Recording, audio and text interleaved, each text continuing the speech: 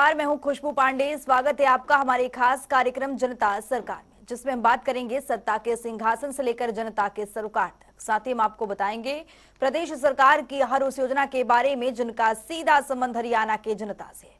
जो योजनाएं प्रदेश के विकास को नई गति प्रदान करेंगी और हरियाणा की जनता का चहुमुखी विकास भी करेंगी, ताकि प्रदेश की जनता तरक्की की राह पर आगे बढ़े और हरियाणा प्रदेश निरंतर उन्नति की नई ऊंचाइयों को छूता हुआ प्रगतिशील रहे। तो अगले 30 मिनट तक बने रहिए हमारे साथ और देखते रहिए जनता सरकार।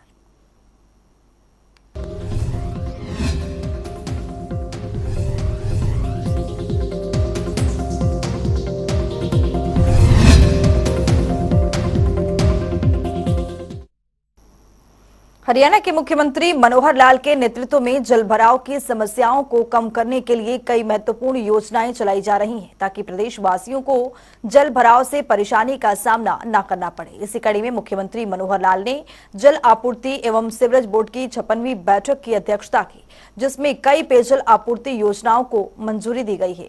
देखिए हमारी एक खास रिपोर्ट में। हरियाणा प्रदेश का मनोहर विकास मुख्यमंत्री मनोहर लाल के नेतृत्व को दर्शाता है। जहां मुख्यमंत्री मनोहर लाल की नीतियों से हरियाणा के हर क्षेत्र सफलता के नए आयाम स्थापित कर रहा है, तो वहीं प्रदेश देश के अग्रणी राज्यों में शुमार होता जा रहा है। इन सबकी बानगी तब देखने को मिली जब मुख्यमंत्री मनोहर लाल ने जल आपूर्ति एवं सीवरेज बोर्ड की 56वीं बैठक की अध्यक्षता की। इस बैठक में राज्य के शहरी और ग्रामीण क्षेत्रों में पेयजल आपूर्ति बढ़ाने के उद्देश्य से 834 करोड़ रुपए की लागत की 795 नई पेयजल आपूर्ति योजनाओं को मंजूरी दी गई। तो चलिए अब ग्राफिक्स पर नजर डालते हैं। मुख्यमंत्री ने जल आपूर्ति एवं सीवरेज बोर्ड की 56वीं बैठक की अध्यक्षता की। मुख्यमंत्री मनोहर लाल ने 795 नई पेयजल आपूर्ति योजनाओं को मंजूरी दी। शहरी ग्रामीण क्षेत्रों में 834.10 करोड़ की लागत से बनेगा पेयजल आपूर्ति योजना। जल भराव वाली भूमि के प्रभावी उपयोग के लिए व्यापक योजनाएं तैयार करें अधिकारी। राज्य के ग्रामीण और शहरी क्षेत्रों में जल भराव वाले इलाके को चिन्हित करें। 8 महाग्रामों में जल आपूर्ति और सीवरेज प्रणाली का काम पूरा। 29 गांवों में अभी भी काम जारी है। एसटीपी प्रत्येक ग्रामीण बस्ती के लिए आवंटित पानी की स्थिति देखने के लिए डैशबोर्ड किए गए विकसित। ग्रामीण क्षेत्रों में 25.22 लाख जलापूर्ति कनेक्शन की मैपिंग पूरी हुई। इसके साथ ही मुख्यमंत्री मनोहर लाल ने कहा कि राज्य के ग्रामीण और शहरी क्षेत्रों में जल भराव वाले इलाके की पहचान करने के निर्देश दिए, जहां हर बरसात के मौसम में जल भराव होता है, ताकि समस्या से निजात दिलाने के लिए सक्रिय उपाय किए जा सके। वहीं बैठक में उन्होंने संबंधित विभागों के अधिकारियों का एक और ग्रुप गठित करने के निर्देश दिए गए, जो अलग अलग क्षेत्रों के अनुसार जल भराव की समस्या के समाधान पर विचार विमर्श करेगा। ये कोर ग्रुप जल भराव वाली भूमि का मत्स्य पालन, तालाबों और जल निकायों के निर्माण, सिंचाई में प्रभावी उपयोग के लिए योजना तैयार करेगा। उन्होंने ये भी निर्देश दिए कि तालाबों की सफाई के साथ साथ तालाब की मिट्टी के उपयोग की भी संभावनाएं तलाशी जाए। बैठक में बताया गया कि 8 महाग्राम गांवों में जलापूर्ति और सीवरेज प्रणाली का काम पहले ही पूरा हो चुका है, जहां वर्तमान में 29 महाग्रामों में काम प्रगति पर है। उनमें से 10 गाँव में दिसंबर 2023 तक कार्य पूरा हो जाएगा। बाकी गाँव के लिए भी कार्य की गति बढ़ाई जाएगी। साथ ही मुख्यमंत्री ने निर्देश देते हुए कहा कि जन स्वास्थ्य अभियांत्रिक विभाग और विकास एवं पंचायत विभाग के फील्ड अधिकारियों को जलापूर्ति और सीवरेज पाइपलाइन बिछाने के दौरान क्षतिग्रस्त हुई सड़कों की मरम्मत और बहाली के लिए प्राथमिकता के आधार पर समन्वय से काम करें। बैठक में मुख्यमंत्री को अवगत कराया गया कि सभी संबंधित विभागों द्वारा प्रदेश में स्थापित एसटीपी की स्थिति देखने के लिए जन स्वास्थ्य अभियांत्रिक विभाग की वेबसाइट पर एक डैशबोर्ड विकसित किया गया है। इसके अलावा उपचारित अपशिष्ट जल के उपयोग की निगरानी भी हरियाणा जल संसाधन प्राधिकरण की ओर से हाल ही में लॉन्च किए गए पोर्टल के जरिए से की जा रही है। इसी तरह विभाग की वेबसाइट पर एक और डैशबोर्ड विकसित किया गया है, जो हरियाणा की प्रत्येक ग्रामीण बस्ती के लिए प्रति व्यक्ति प्रतिदिन लीटर एलपीसीडी आवंटित पाने की स्थिति को दर्शाता है। साथ ही बैठक में बताया गया कि राज्य में शहरी जल आपूर्ति और सीवरेज योजनाओं के संचालन के साथ साथ रख रखाव के लिए राजस्व संग्रह बढ़ाने के लिए उपभोक्ताओं को जल आपूर्ति और सीवरेज के बिल मोबाइल फोन पर एसएमएस के माध्यम से भेजे जा रहे हैं। इसके अलावा उपभोक्ताओं को विभिन्न मापदंडों और कैशलेस विकल्पों के माध्यम से भी बिल भुगतान का विकल्प दिया गया है। जलापूर्ति कनेक्शनों को परिवार पहचान पत्र यानी पीपीपी आईडी के साथ जोड़ने का कार्य प्रगति पर है और ग्रामीण क्षेत्रों में 28.22 लाख कनेक्शनों में से 25.22 लाख कनेक्शनों की मैपिंग पूरी हो चुकी है। वहीं इस बैठक में जन स्वास्थ्य अभियांत्रिक मंत्री डॉक्टर बनवारी लाल और हरियाणा राज्य सफाई कर्मचारी आयोग के अध्यक्ष कृष्ण कुमार, मुख्य सचिव संजीव कौशल, मुख्यमंत्री के मुख्य प्रधान सचिव डीएस ढेसी, विकास एवं पंचायत विभाग के अतिरिक्त मुख्य सचिव अनिल मलिक सहित कई वरिष्ठ अधिकारी भी उपस्थित रहे। जनता टीवी के लिए चंडीगढ़ से पवन सिवर की रिपोर्ट। हरियाणा के मुख्यमंत्री मनोहर लाल जनसंवाद कर जनता से रूबरू हो रहे हैं ताकि आमजन के समस्याओं का समाधान हो सके। इसी कड़ी में मुख्यमंत्री मनोहर लाल पिछले दिनों करनाल दौरे के दौरान डबरी गांव पहुंचे, जहां मुख्यमंत्री मनोहर लाल ने डबरी गांव में जनसंवाद कार्यक्रम की। इस दौरान मुख्यमंत्री से डबरी गांव की सावित्री ने राशन कार्ड काटने को लेकर जनसंवाद में समस्याएं रखी थी। सावित्री के समस्याओं का मुख्यमंत्री ने जल्द आश्वासन दिया कि जल्द समाधान किया जाएगा, लेकिन मुख्यमंत्री ने इस पर विशेष फोकस करते हुए महज 2 घंटे के अंदर सावित्री देवी का राशन कार्ड बनवाकर तुरंत सौंपा। सावित्री देवी ने मुख्यमंत्री मनोहर लाल का तहे दिल से आभार व्यक्त किया। मुख्यमंत्री की बहुत बहुत धन्यवाद। मेरा एकदम राशन कार्ड बना दिया। मैंने यही राशन कार्ड की करी थी इच्छा, या राशन कार्ड मेरा बन गया। राशन कार्ड की मांग करी वो ठकरी थी 12 बज गया, इतना टाइम राशन कार्ड मेरा 1 बजे 2 बजे के करीब तो गुण गाऊंगी इसके मेरा राशन कार्ड बन गया। हरियाणा राज्य ने बागवानी के क्षेत्र में कई उपलब्धियां हासिल की हैं। यहाँ के मुख्यमंत्री मनोहर लाल के नेतृत्व में बागवानी विभाग नए आयाम स्थापित कर रहा है और हरियाणा प्रगतिशील किसान परंपरागत खेती की छोड़कर बागवानी की ओर रुख कर रहे हैं। रिपोर्ट देखिए। हरियाणा राज्य जिसका उदय सन 1966 में तत्कालीन पंजाब के सबसे पिछड़े इलाके को मिलाकर हुआ था, लेकिन यहाँ के जुझारू नागरिकों की मेहनत और इच्छा शक्ति के बलबूते हरियाणा राज्य आज देश के समृद्ध राज्यों में अग्रणी। चाहे उद्योग हो या कृषि, हरियाणा राज्य ने हर क्षेत्र में तरक्की अर्जित की है। कहते हैं आवश्यकता आविष्कार की जननी होती है। समय में बदलाव के साथ जरूरतें बढ़ती भी हैं और बदलती भी हैं, लेकिन जब कृषि के क्षेत्र में विविधीकरण की बात करें तो हरियाणा प्रदेश इसमें भी आदर्श स्थापित कर रहा है। परंपरागत खेती में जोखिम और लागत ज्यादा है, तो हरियाणा के मुख्यमंत्री मनोहर लाल के नेतृत्व में बागवानी विभाग प्रदेश के किसानों के लिए नई नई योजनाएं ला रहा है, जिससे किसानों की आय दोगुना ही नहीं बल्कि कई गुना बढ़ रही है और किसानों को बागवानी विभाग के प्रति अटूट विश्वास बन रहा है। इसी के परिणाम है बागवानी के क्षेत्र में हरियाणा राज्य पूरे देश में चर्चा का केंद्र बन रहा है। बागवानी किसानों को प्रोत्साहित करने के लिए हरियाणा सरकार निरंतर कार्य कर रही है। बागवानी विभाग हरियाणा की ओर से किसानों को सशक्त बनाने के लिए पूरे राज्य में 11 उत्कृष्ट केंद्र स्थापित किए गए हैं। ये सभी उत्कृष्टता केंद्र हरियाणा राज्य के किसानों को उच्च गुणवत्ता के पौधे तैयार करके मुहैया करवाने के लिए प्रतिबद्ध है। इसी का परिणाम है कि हरियाणा राज्य के किसान अपनी परंपरागत खेती को छोड़कर जैविक खेती करने की ओर बढ़ रहा है।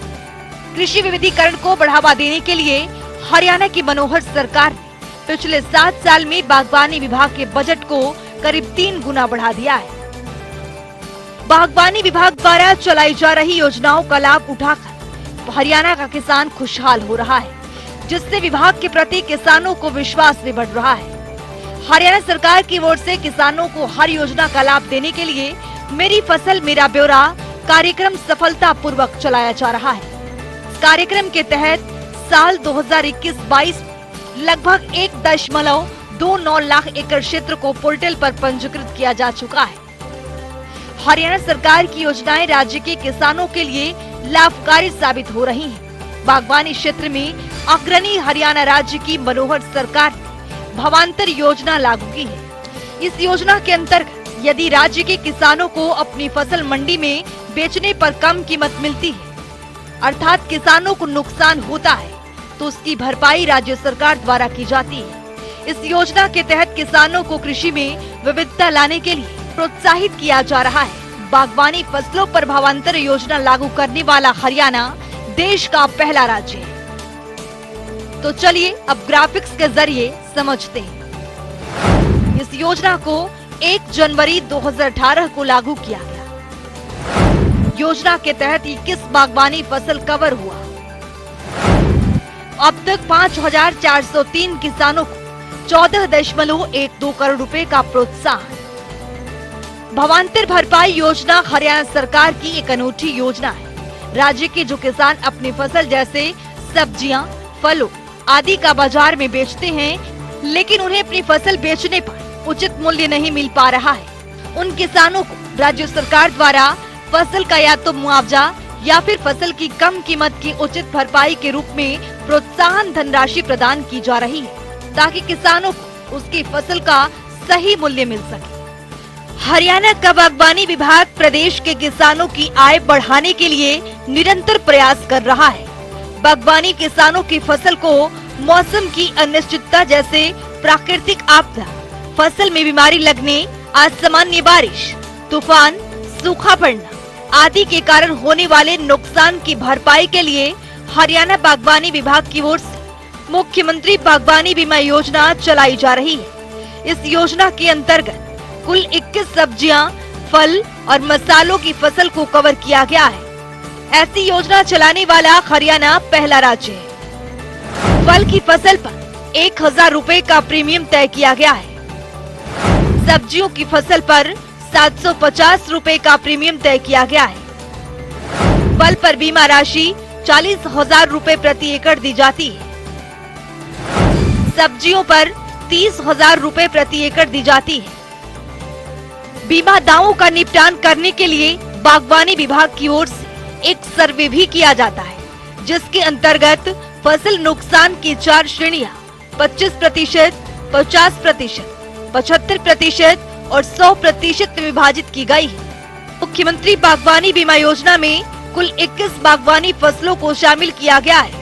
बेल वाली बागवानी फसल में मक्खी के नियंत्रण के लिए हरियाणा की मनोहर सरकार फल मक्खी परियोजना चला रही है और फसलों को रोगों से बचा रही है।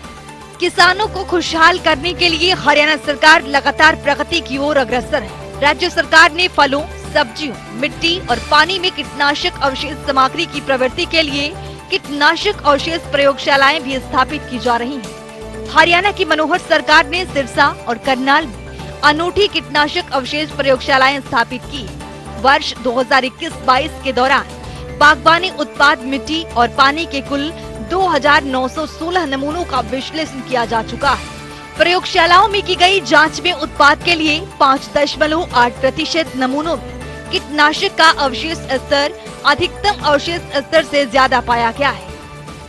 ब्यूरो रिपोर्ट, जनता टीवी। हरियाणा के मुख्यमंत्री मनोहर लाल जल संरक्षण की दिशा में कई महत्वपूर्ण कार्य कर रहे हैं, ताकि आने वाली पीढ़ियों को जल संकट का सामना न करना पड़े। इन सबको ध्यान में रखते हुए मुख्यमंत्री मनोहर लाल ने पानी का सही उपयोग करने के लिए प्रदेश के नागरिकों से आह्वान किया है, तो वहीं पानी के संग्रह के साथ साथ उसके प्रबंधन के लिए भी काम करने की अपील की है। देखिए। पानी ये हमारे लिए अमृत है। पानी हमारा, जल ही जीवन है, जैसा कहते हैं हमारा जीवन है। पानी के बिना कुछ नहीं है। शायद कुछ समय तक अन्न के बिना व्यक्ति रह सकता है, लेकिन जल के बिना नहीं रह सकता। जल उसका एक प्रवाह है, उसका एक साइकिल है, प्रकृति का साइकिल है। उसमें जल की हमको प्राप्ति होती है। प्राप्ति के साधन मुख्य रूप से वर्षा है। वर्षा भी एक हमारे क्षेत्र में वर्षा होती है और एक वर्षा मानो हमसे दूर पहाड़ों में होती है, तो पहाड़ों का जो एक पानी का प्रवाह है उसका हिस्सा हमको मिलता है। मोटे रूप से ये दो मात्राएं जो पानी को हमको मिलती हैं। अब उसके बाद उसका संग्रह होता है, डैम्स में संग्रह होता है, फिर वो कहीं हमारे पॉन्ड्स हैं, हमारी झीलें हैं, रिचार्ज होकर के भूगर्भ में जाता है। तो जमीन के अंदर भी पानी का एक बहुत बड़ा संग्रह का भंडार है। अब ये संग्रह जो होता है, उस संग्रह का हम फिर बाद में उपयोग करते हैं। और वो जो उपयोग है, वो उपयोग हमको पता है कि जैसे मुख्य रूप से पीने के लिए हम पानी का उपयोग करते हैं, खेती सिंचाई के लिए करते हैं, उद्योग के लिए करते हैं, और अन्य हमारी जितनी आवश्यकताएं हैं उन आवश्यकताओं के लिए हम करते हैं। संयोग ऐसा है कि पीने का तो हर एक जीव को पानी चाहिए, चाहे मनुष्य है, चाहे पशु है, कोई भी जानवर है, पक्षी है, हर छोटा बड़ा जीव उसको पानी पीने के लिए चाहिए। लेकिन एक मनुष्य ही ऐसा है जो पीने के अतिरिक्त और जो उसकी दिनचर्या की दैनिक आवश्यकताएं हैं वो भी पानी पर बहुत निर्भर करती हैं। हम स्नान भी करते हैं, हम कपड़े भी धोएंगे, हम वॉशरूम जाएंगे, वहां भी पानी की आवश्यकता होगी, हम अपना घर का फर्श भी साफ करेंगे, हम अपनी गाड़ी भी धोएंगे, हम अपने उद्योग में पानी ले जाएंगे। अब पानी की आवश्यकता पूर्ति करनी पड़ेगी। घर घर हर घर जल, नल से जल, एक अभियान चलाया है। अब उसमें से कोई कहे कि पानी ज्यादा लगता है, ऐसा नहीं है। देखा जाए तो अगर सिस्टम कारगर हो गया तो उससे पानी बचेगा, क्योंकि जितने भी इससे पहले पानी का जो गांव में हम लगाते हैं, उसकी जो पोस्ट लगती है अलग से, उसके अंदर पानी अंधाधुंध चलता है, बिना रोक टोक के चलता है, नालियां भरी रहती हैं। गांव के अंदर तो पानी को चलाने के लिए नीचे भी खींचो या अपने वाटर वर्क से लाओ, जितना पानी है बहा दो, शाम को खाली करो, फिर भरो उसको। लेकिन उसका उपयोग करने के लिए अगर हमने हर घर नल से जल अगर ये किया है, तो पानी का उपयोग जितना उतना ही वो करेगा परिवार का आदमी। तो ऐसा इसका उपयोग भी हमको चेक करना पड़ेगा। पानी का उपयोग करने के लिए अगर भूमि ठीक नहीं है तो भी हमको कठिनाई होगी। कई जगह वाटर लॉगिंग हो गया है। अब वाटर लॉगिंग जो पानी वास्तव में ऊपर है, ऐसा नहीं कि नीचे चोए का पानी सब जगह से आ गया, वो पानी रिचार्ज होकर नीचे नहीं जा रहा। वहां मिट्टी की, भूमि की जो लेयर्स हैं उसमें कहीं गड़बड़ हुई है। अगर वहां भी आप ट्यूबवेल लगा करके पानी निकालना चाहेंगे, वाटर लॉगिंग ऊपर के एरिया में है, नीचे आपको 60 फुट से 50 फुट से नीचे पानी, अच्छा पानी मिलेगा नहीं। पानी हमारे लिए इतना कम ना हो जाए कि अगली पीढ़ी, आने वाली पीढ़ी हमको कहीं कहे कि हमारे पूर्वज जो है वो, उनको कोई समझ नहीं थी, अकल नहीं थी। तो जैसे हमें पानी जो है विरासत में यहाँ तक मिला है, हम अगली पीढ़ी को भी पानी विरासत में दे करके जाए। तो चलिए अब खबरों में आगे बढ़ते हैं। वहीं आज अमर शहीद कैप्टन मनोज कुमार पांडे जी का बलिदान दिवस है, जिसको लेकर हरियाणा के मुख्यमंत्री मनोहर लाल ने ट्वीट कर उन्हें श्रद्धांजलि अर्पित की है। तो चलिए देखते हैं कि मुख्यमंत्री ने अपने ट्वीट में क्या कुछ लिखा। मुख्यमंत्री ने अपने ट्वीट में लिखा है, कारगिल युद्ध में असाधारण शौर्य के लिए सेना के सर्वोच्च सम्मान परमवीर चक्र से अलंकृत अमर शहीद कैप्टन मनोज कुमार पांडे जी को उनके बलिदान दिवस पर विनम्र श्रद्धांजलि। उन्होंने इस युद्ध के खालूबार मोर्चे पर अगुवाई करते हुए दुश्मन के ऊपर विजय हासिल की और देश के लिए अपने प्राण न्यौछावर कर दिया। सारा देश उनकी बहादुरी का सदैव प्रणाम करता रहे। इसके साथ ही आज परमपिता ब्रह्मा जी के मानस पुत्र एवं प्रजापति समाज के आराध्य गुरु महाराजा दक्ष प्रजापति की जयंती है। इसी कड़ी में मुख्यमंत्री मनोहर लाल ने ट्वीट कर नागरिकों को शुभकामनाएं दी है। परमपिता ब्रह्मा जी के मानस पुत्र एवं प्रजापति समाज के आराध्य गुरु महाराज दक्ष प्रजापति जी की जयंती पर हार्दिक शुभकामनाएं। ब्रह्मांड के अधिपति दक्ष प्रजापति को सृष्टि निर्माणकर्ता देवता के रूप में जाना जाता है, जो आचार विचार, कर्मकांड, सभ्यता, ज्योतिष एवं तीनों लोक पर स्थिरता का ध्यान रखते हैं।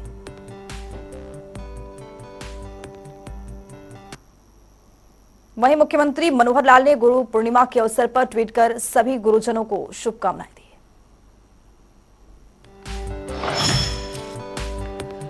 गुरुबिन ज्ञान न उपजे, गुरुबिन मिलय न मोक्ष, गुरुबिन लखय न सत्य को, गुरुबिन मेंटेना दोष। अपने शिष्यों को सकारात्मक सोच के साथ सही मार्ग पर निरंतर बढ़ने के लिए प्रेरित करते रहने वाले सभी गुरुजनों को गुरु पूर्णिमा की अनंत बधाई और शुभकामनाएं। आज दुनिया भर में अंतर्राष्ट्रीय प्लास्टिक बैग मुक्त दिवस मनाया गया। दरअसल इस दिवस को मनाने के पीछे का मुख्य उद्देश्य यही है कि प्लास्टिक प्रदूषण से होने वाले हानिकारक प्रभाव के बारे में जागरूकता फैलाई जाए, जिसको लेकर हरियाणा के मुख्यमंत्री मनोहर लाल ने ट्वीट किया है। देखते हैं ट्वीट में मुख्यमंत्री ने क्या कुछ लिखा है। पर्यावरण के प्रति संवेदनशील रहना और इसका संरक्षण करना हम सभी का दायित्व है। आइए आज international plastic bag free day पर पर्यावरण संरक्षण की दिशा में एक कदम बढ़ाते हुए साथ मिलकर ये संकल्प लें कि हम सभी यूजेबल बैग्स का प्रयोग करें और सिंगल यूज प्लास्टिक को ना कहेंगे। तो चलिए अब जान लेते हैं कि आज के सवाल का विजेता कौन है।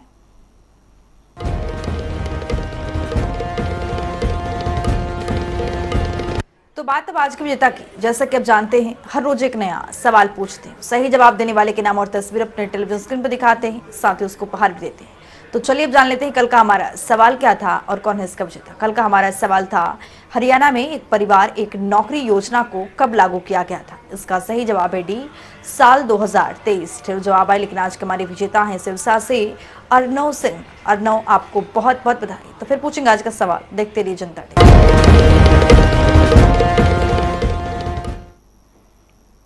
तो वक्त हो गया है आज की मुलाकात का। आज की मुलाकात में हम हर दिन नए शख्सियत से आपको रूबरू कराते हैं, उनके कार्यप्रणाली पर बारीकी से नजर डालते हैं, जानते हैं तमाम योजनाएं जो बनी है हरियाणा की जनता के लिए। तो ऐसे ही शख्सियत से जनता टीवी ने खास बातचीत की है। इनका नाम है डॉक्टर करमचंद, जो कि कैथल से कृषि विभाग में उप निदेशक के पद पर काबिज है। सुनिए।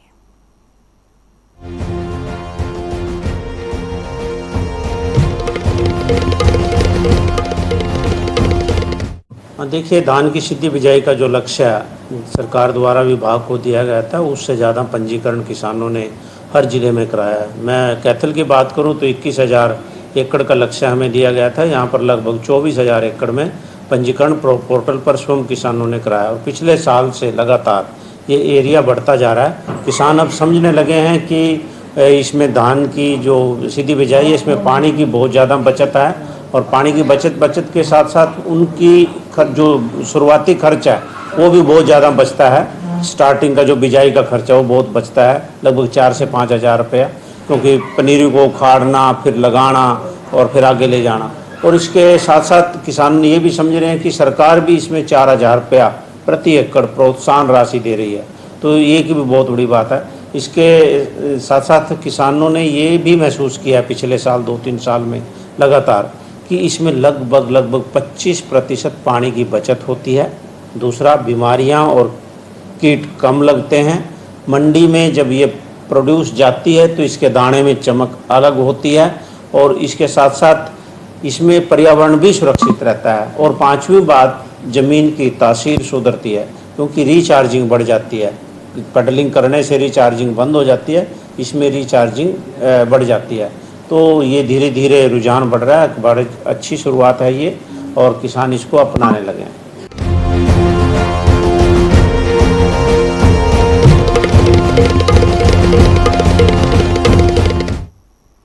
तो वक्त हो गया है आज के सवाल का। तो चलिए अब जान लेते हैं कि आज के सवाल में क्या कुछ है।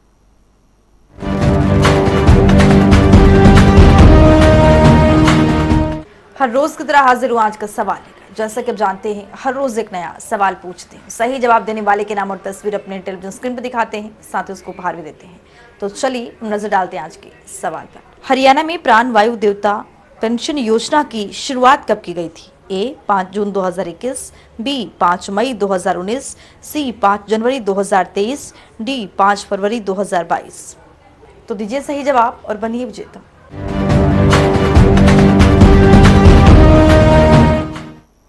तो इस खास कार्यक्रम के जरिए हमारा मुख्य उद्देश्य है हरियाणा सरकार की कल्याणकारी योजनाओं की जानकारी और उसका लाभ प्रदेश के हर एक नागरिक तक पहुंचाना है, क्योंकि जब प्रदेश का हर एक नागरिक समृद्ध और खुशहाल होगा तभी प्रदेश विकास के पथ पर आगे बढ़ेगा।